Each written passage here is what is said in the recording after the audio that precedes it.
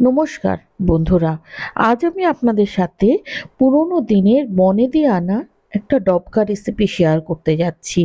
আশা করছি প্রতিদিনের মতো আজকের রেসিপিটাও আপনাদের খুব ভালো লাগবে। অনেকে অনেক রকমভাবে এই ডবকা রেসিপিটা এই রকমভাবে ডবকা তৈরি করে, না আমি কি করে করি সেটাই আমি আপনাদের সাথে শেয়ার করছি। ভীষণ সিম্পল, রেসিপিটা শুরু করা যাক। আমি এখানে আলু সরু সরু করে আলু ভাজার মতো কেটে নিয়েছি। আমি এখানে 4টে আলু নিয়েছি, সঙ্গে আমি 2খানা পেঁয়াজ লম্বা লম্বা করে কুচি করে নিয়েছি। আলুগুলো কিন্তু ভালো করে ধুয়ে নেবেন, আর সব একসাথেই বসাবেন, একদম ঝামেলা নেই, জাস্ট 5 মিনিটে রান্না হয়ে যায়। আচ্ছা, আমি কিছু লঙ্কা দিলাম, লঙ্কাটা একটু ফাটিয়ে দিলাম।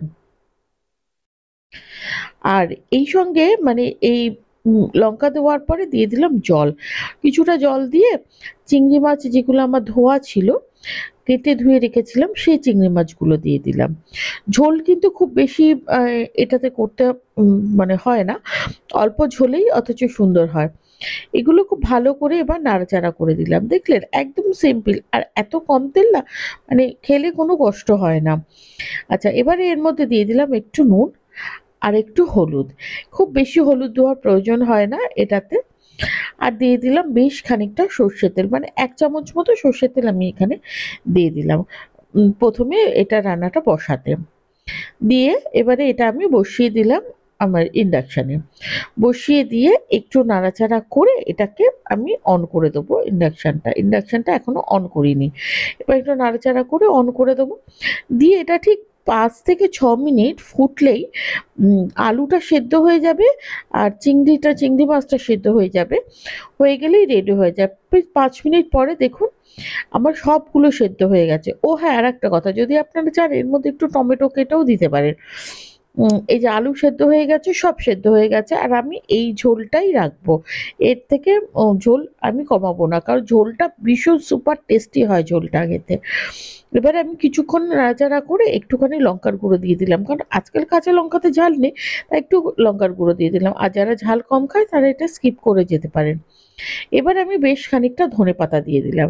দিয়ে এটাকে একটু নাড়াচাড়া করে আমি কিছুক্ষণ অফ করে রেখে দেবো ঢাকা দিয়ে। তাহলে ধনেপাতার গন্ধটা না ঝোলের মধ্যে খুব সুন্দরভাবে ঢুকে যায়। আর এইটা আপনি রুটি, পরোটা সব কিছুর সাথে খেতে পারবেন।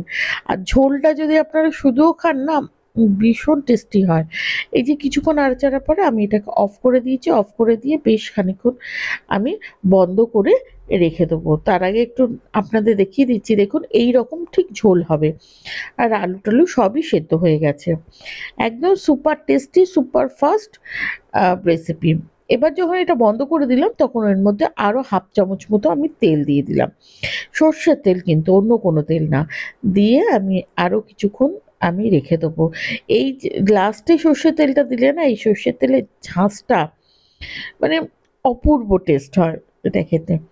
বাড়িতে অবশ্যই আপনারা বানাবেন, বানিয়ে আমাকে কমেন্ট করে জানাবেন আপনাদের ঠিক কেমন লেগেছে। আর রেসিপি ভালো লাগলে প্রতিদিনের মতো চ্যানেলটা লাইক করে দেবেন, কমেন্ট করে জানাবেন আপনারা আর কি ধরনের রেসিপি দেখতে চান, আর চ্যানেলটা অবশ্যই সাবস্ক্রাইব করে দেবেন। যারা নতুন বন্ধু তাদেরকে সাবস্ক্রাইব করার জন্য অনুরোধ রইল, যারা পুরনো বন্ধু তাদেরকে অসংখ্য ধন্যবাদ সাবস্ক্রাইব করার জন্য। তো আজকের মতো এই পর্যন্ত, দেখা হচ্ছে আপনাদের সাথে নেক্সট ভিডিওতে। আমি আরেকবার দেখিয়ে দিচ্ছি, দেখুন এই পরিমাণে ঝোলটা, খুব বেশি ঝোল না আর খুব কম ঝোলও না। আজকের মতো টাটা, দেখা হচ্ছে নেক্সট ভিডিওতে। ভালো থাকবেন, সুস্থ